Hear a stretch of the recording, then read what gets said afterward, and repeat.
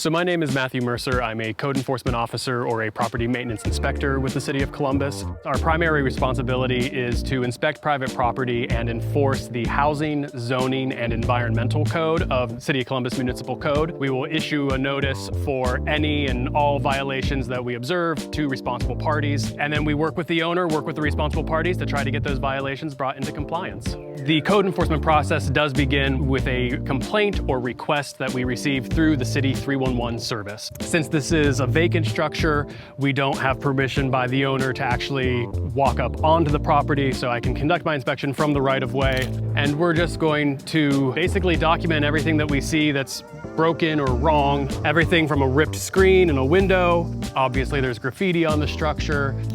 I mean, here on the back, we do have, it looks like poison ivy growing up the back of the structure. Poison ivy specifically being listed as a noxious weed under city code.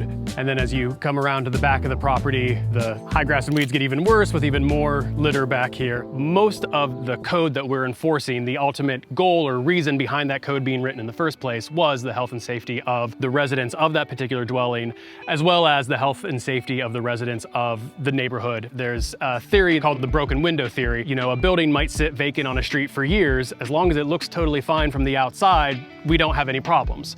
But once you get a broken window, once you get some graffiti, once there's visible damage or destruction to that structure, it kind of signals, oh, hey, this is okay. And then you see those kinds of things happen more and more. And it really does decrease the safety of the neighborhood as a whole, as well as just the, general well-being and pride those neighbors have in their community. For me, my favorite part of the job, I think, is being outside every day. We're in our car, we're driving around, we're walking around and we're talking to people. As code enforcement, yes, we're looking at a lot of properties that aren't properly maintained, and that can kind of wear a person down, but at the same time, there's a lot of beautiful things in the city, and sometimes you see a cat in the window or you get to pet a dog, and that's a fun part of the day too.